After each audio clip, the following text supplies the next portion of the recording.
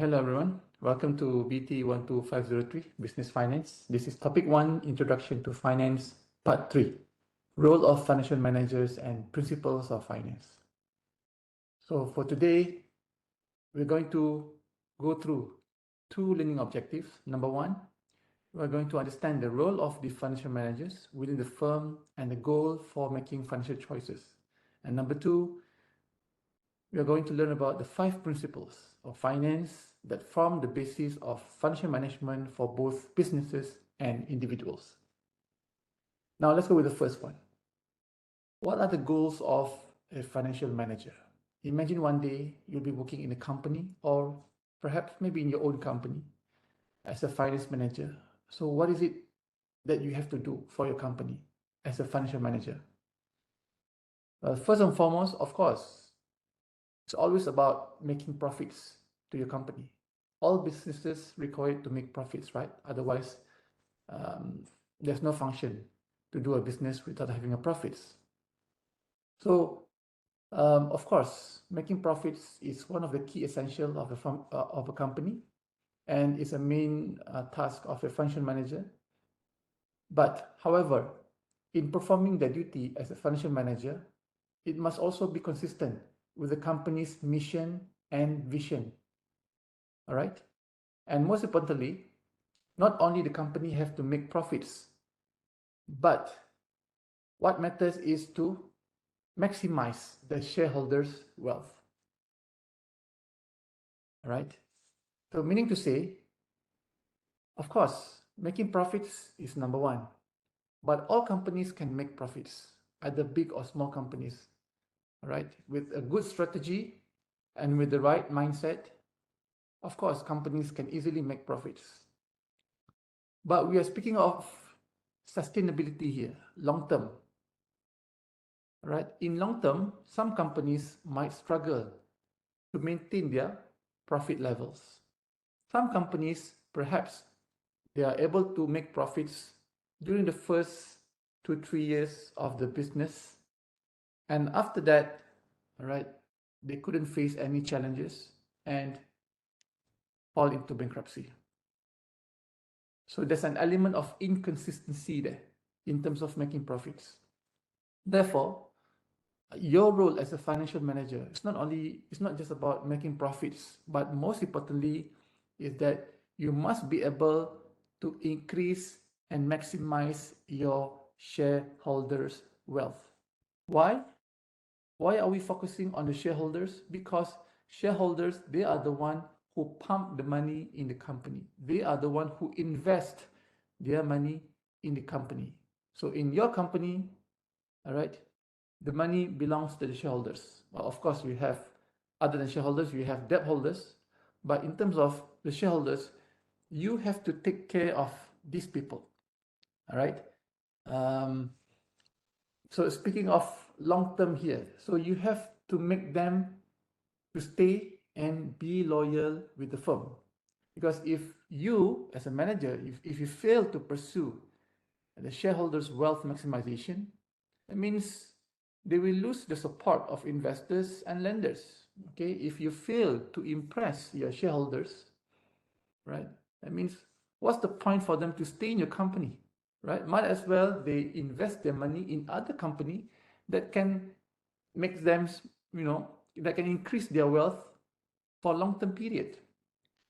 So if you fail to maximize the wealth of your shareholders, then you will lose their interest, and therefore the business may cease to exist, and ultimately you will lose your jobs. Right. Now, maximizing shareholders' wealth means, let's say, for example, initially when they invest in your company, they bought your company share at $2 per share. Maximizing their wealth means increasing the value of their shares from $2 to as high value as possible. Okay, that's what we mean by maximizing the shareholders' wealth and, of course, profits. So when this happens, when you are able to increase their wealth from $2 of their investments until up to $10, 15, 20, high as possible, that definitely would make your shareholders become loyal, right, to your company. I'll give you one example. Let's look at this company. This is a real company called Nokia. All right. Well, this Nokia company was very popular during the 90s. Perhaps some of you were born during the mid 90s or the end of the 90s. But during my time, Nokia was very popular. You know, back in 1997 here, I still remember this year I was in secondary school. All right. And along these years, between 1997 until 2002, 2003, this was the golden era for Nokia. You see here, back in 1997, the share price of Nokia was only around $4, $4.1. All right. But throughout the years, until 2000 to 2001, the share price increased to $58, somewhere between $58 to $60 there, if you can see that.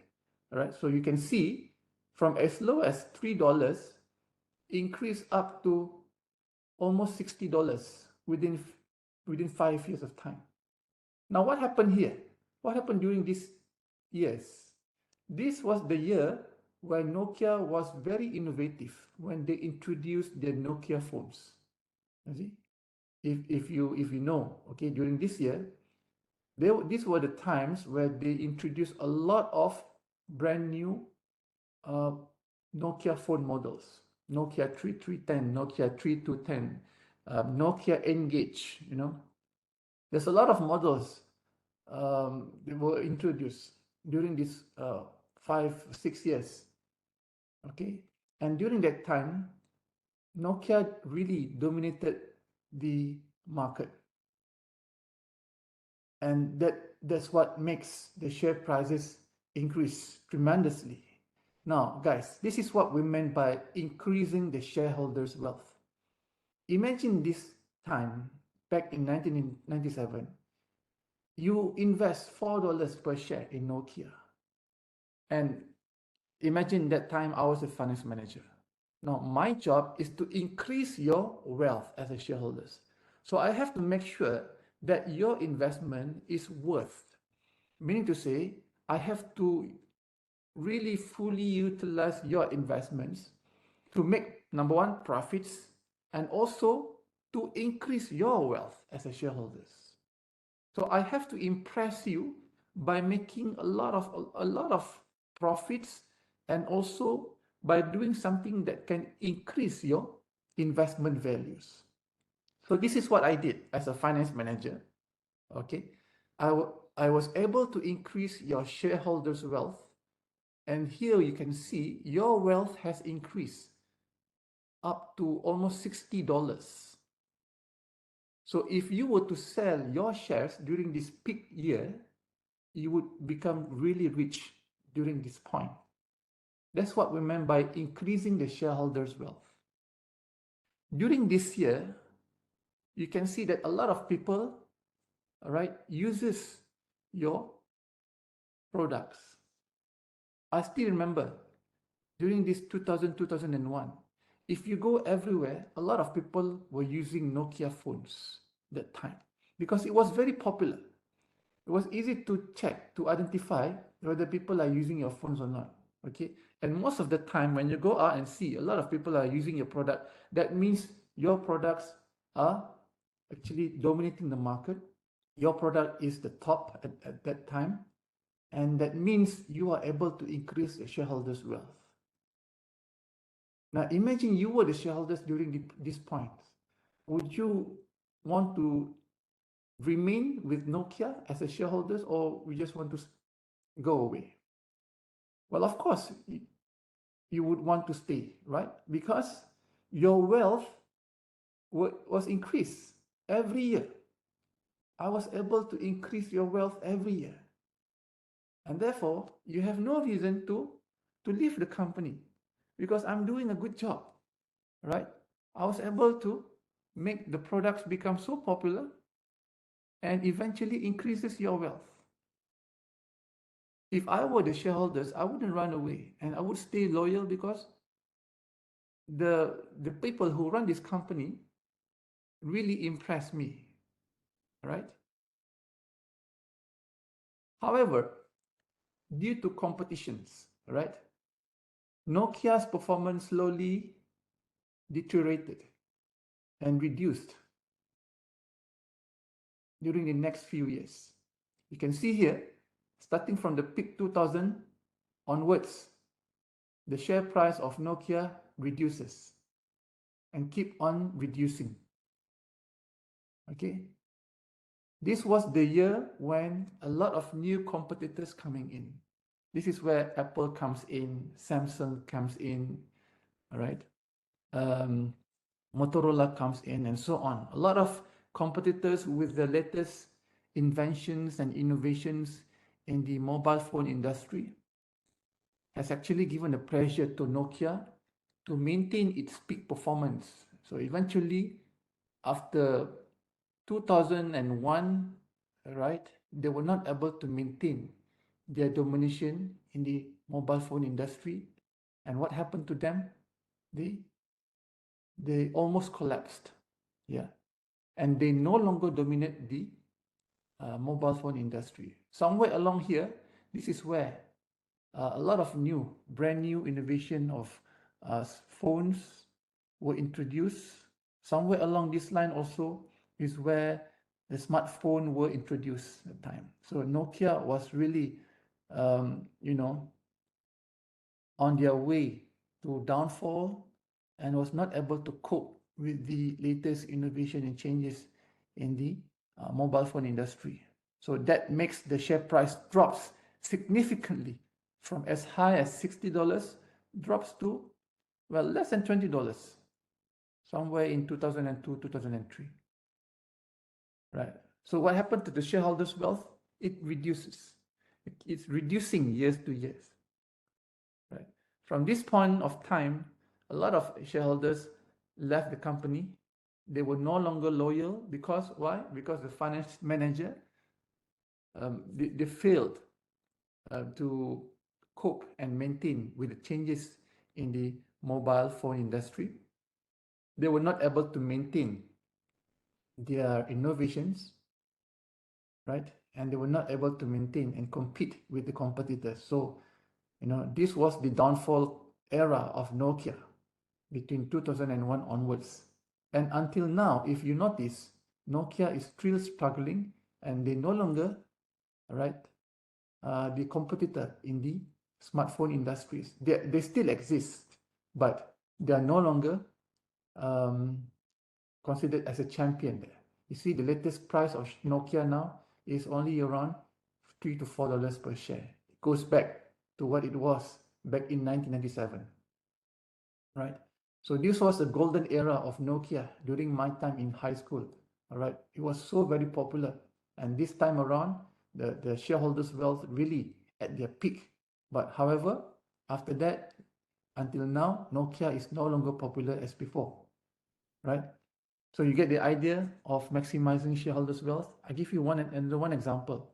This one on the opposite example on Apple, all right? Apple Corporation, you know, the company that sells iPad, MacBook Pro, iPhones, all right? What happened in Apple back then? The same year in 1997. Now, during the peak time of Nokia, Apple was still an infant, so-called infant, all right?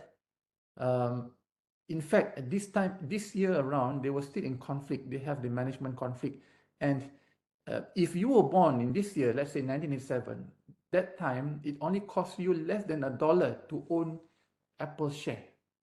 Less than $1 to own an Apple share back in 1997. Somewhere along here, 2000, 2001, this was the peak time of Nokia, as we discussed just now. But Apple is still remains the same. Apple is nowhere, okay, during the peak year of Nokia. However, after Steve Jobs was appointed reappointed as the CEO of Apple, so this is where he made the new innovation and introduces the smartphone industry, all right, by introducing a lot of latest brand new um, technological products like the AirPod, you know, the MacBook, and even the first iPhones, right? So it happens and it grew throughout the years until now. You can see there's an increasing trend of Apple shares from 1997 along the years until today. You see, the charts keep on increasing. So the increasing charts is what we call a bullish trend. So you can see here, over the long-term period of time, Apple share has a bullish trend of charts here. Bullish, meaning to say the chart is always going up. Why? You can see here, until today, as of today, 11th of March, sorry, 18th of March, it would cost you around $176 to own one Apple share, right? $176 to own one unit of Apple shares. But if you were here in 1997, it only cost you less than $1. But now, along the years until today, it costs you $176 to own one share of Apple. So you see there, the share price of Apple keep on increasing years to years in long term. Of course, if we go short term, there's always ups and down, ups and down, ups and down. But if we go long term, right, you can see there a bullish trend of Apple shares from as early of 2002 until today.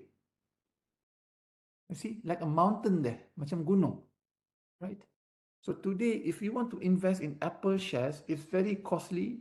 It costs you almost $180 per share. So imagine back in 1997, all right, if you invest one share of Apple, only cost you less than $1.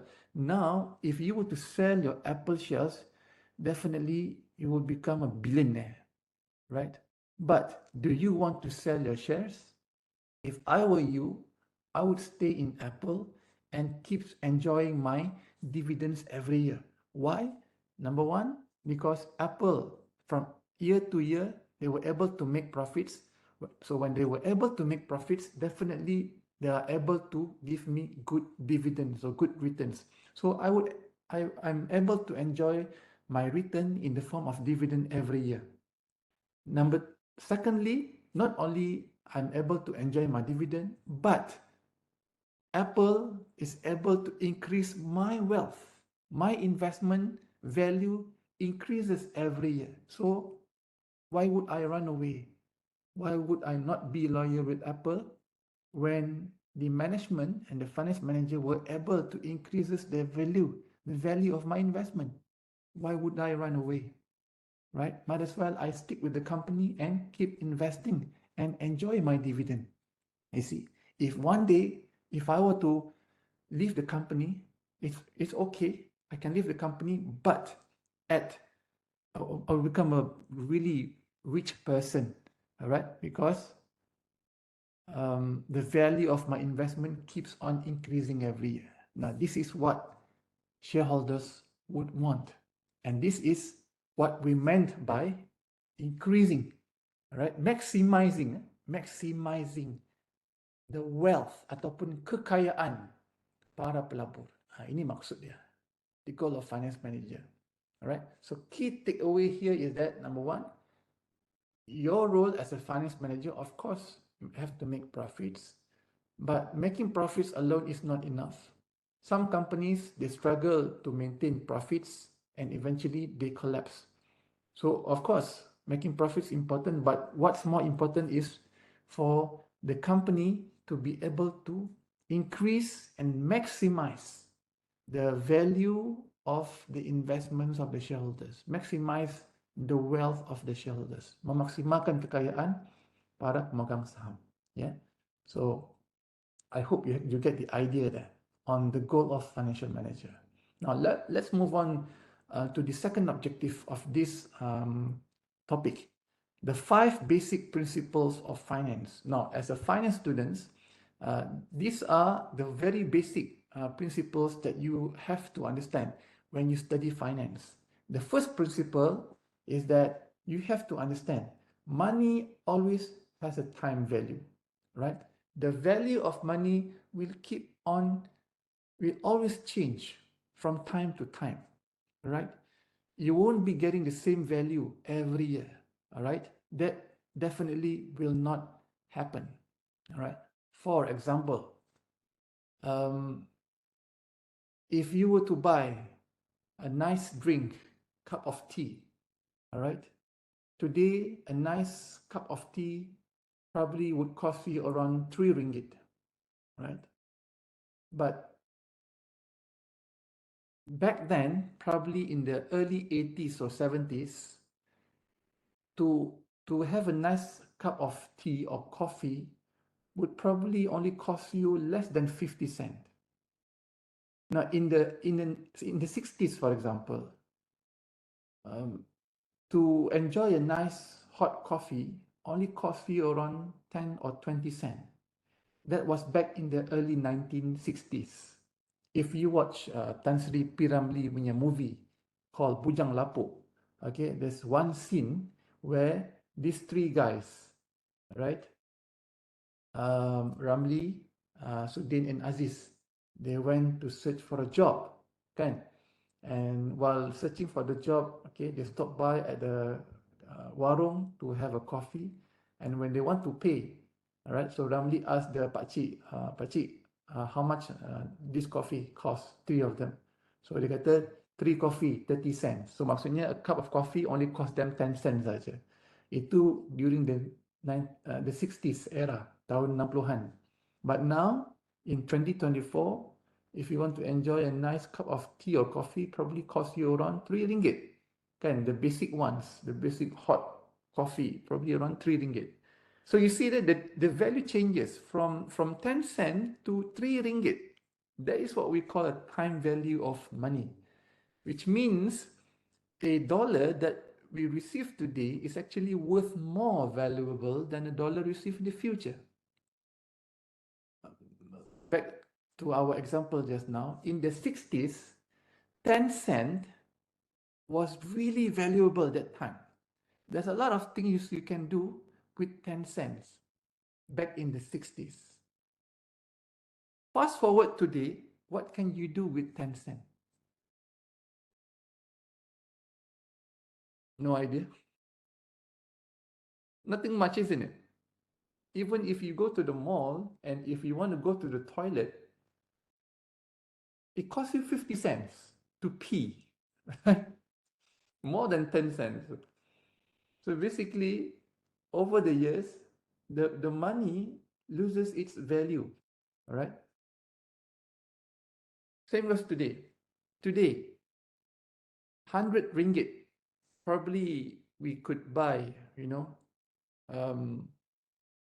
something with 100 ringgit. If you do grocery shopping, with 100 ringgit, probably you can get half of your trolley full, right? Probably you can get around 9 or 10 items, depends on on the things that you buy. Still a lot of things you can buy with 100 ringgit today, okay? But over the next 10 years, this 100 ringgit probably worth less than today. If today with 100 ringgit you can buy, let's say, 20 items, next 10 years, 100 ringgit, probably you can only afford to buy like 5 items when you go and buy grocery, right? So from 20 items today, next 10 years, 100 ringgit, probably you can afford to buy 5 items. So the value of money that you have today actually worth more compared to what you are going to receive in the future. With the dollar that we receive today, we can invest it and we can grow the money, right? Therefore, in the future, we will have more than a dollar as we will have earned interest on the investment. So that is why it is very important for us, when we have money, we need to save and invest the money. We need to make the money grow in values so that in the future, the value will increase and we'll have more money, right? Because if we don't invest or if we don't save and invest, then in the future, it will worth less than what we have today. So that is the first principle. Money has a time value. Now, the second principle is whatever we do in finance, there is always a risk and return trade-off, right? When you speaking about return, there's always risk involved, right? If you want this kind of return, you will have to deal with this set of risk. If you want to get a higher return, you will have to bear with a higher risk. If you want to get a lower return, therefore your risk would be lower. In life, whatever we do involve risk as well, right? For example, if you want to go to the grocery shop, for example, you drive, and along the way, okay, you trap into a traffic jam, or you got hit by another car and accident. So it's a risk. We never expect ourselves to involve in accident, right? It's a risk, right? So that's life. That's why we have insurance to cover for any losses or injury because of the risk that involve, right? Same goes with investment, same goes with finance. If you want to invest in a certain products or in any instruments, okay, if you want this kind of return, there's a risk that you have to deal with. So speaking of risk and return, depends on your risk preference. Different people, different